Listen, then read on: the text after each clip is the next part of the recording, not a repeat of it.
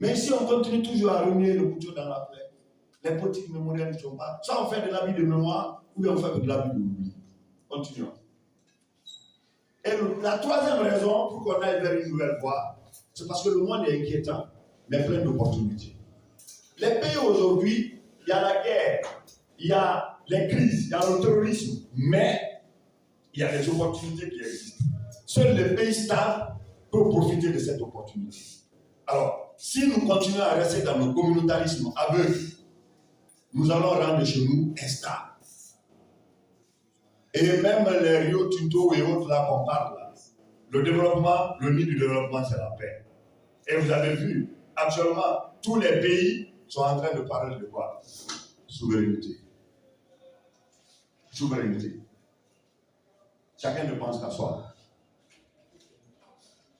Les États-Unis, vous avez vu Trump? Il disait avant-hier, il dit, le futur n'appartient pas aux mondialistes. Le futur appartient aux patriotes. Le futur appartient aux nations souveraines et indépendantes. Il s'en fout de ce qui se passe dans le monde. Là. Il veut s'occuper de chez lui. Et tous les pays sont sous cette tendance-là actuellement.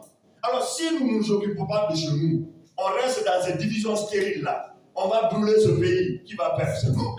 Vous pensez que ceux qui se promènent dans le monde, les solutions du monde maintenant ne marchent pas.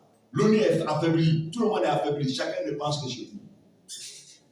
Alors c'est pourquoi j'ai parlé d'alliance stratégique intelligente. Il ne faut pas aussi se vassaliser derrière une puissance. Crocodile, là. Tu te mets derrière telle puissance, tu dis il va me protéger, c'est l'avantage de bouffer. Alors on doit faire des partenariats intelligents, mais à condition que chez nous soit stable. On abandonne le communautarisme. Mais si on n'abandonne pas le communautarisme, chez nous ne sera pas stable.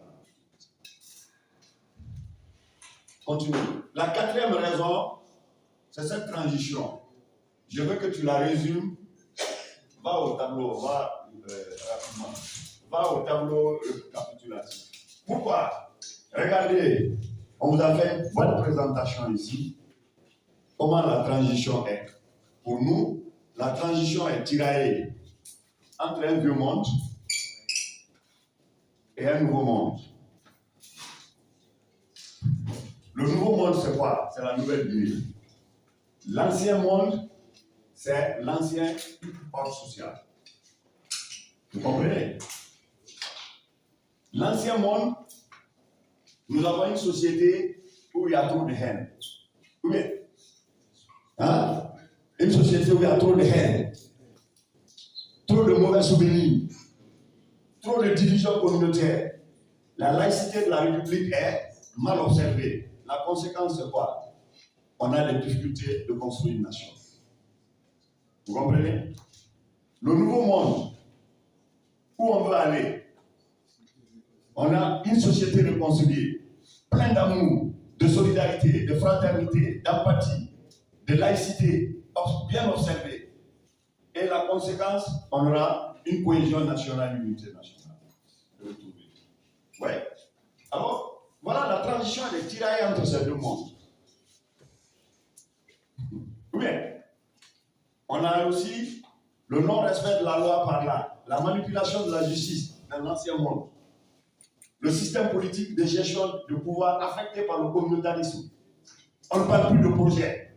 Mon projet, quand je viens, je suis un de vous, votez pour moi. C'est le projet qu'on a. Dans le communautarisme, il n'y a pas de projet. Alors, il y a une détérioration de liens de confiance entre l'armée et la population. La conséquence, c'est quoi? C'est l'instabilité. Maintenant, dans le nouveau monde, la nouvelle Guinée souhaitée qui doit s'imposer, c'est le respect des lois de la République. La justice est libre et indépendante. Le système politique et de gestion du pouvoir débarrassé du communautarisme, mais axé sur les projets. Le renforcement des liens de confiance entre l'armée. L'armée devient le garant des institutions. La conséquence de cela, on aura de l'instabilité politique. Vous comprenez? Alors, l'ancien monde, quand nous prenons l'État, l'État est mal organisé. Inefficacité des politiques publiques, l'enrichissement illégal, le choix des cases partisans, de fois même parachutage des cadres. Le service public devient une caisse de résonance, hein, un instrument de propagande politique. La conséquence, c'est quoi? Administration non performante, trop de pauvres, trop de misère. C'est un petit groupe qui a la même mise sur les ressources. C'est ce qu'il y a au rendez-vous, le sous-développement. C'est ça, trop de misère. Voilà l'ancien monde. Alors voilà le nouveau monde. La transition est entre ça. Alors, cette transition, elle est survenue après la contestation de ce vieux monde-là. Il a été contesté. Et le nouveau monde a été annoncé. Mais regardez, malgré les contradictions, les résistances, des tourments qui sont regrettables, très regrettables. Vous connaissez les tourments, non? Les tourments, c'est des choses, par exemple la fermeture de presse, ce sont des tourments. Alors, il y a des efforts quand même de réforme, de construction des infrastructures. Mais ce qui est important aujourd'hui, c'est quoi? C'est pourquoi cette présentation, elle est très intéressante. La transition, cette phase-là, elle est très importante. Vous voyez, il y a des acteurs qui veulent nous ramener ici.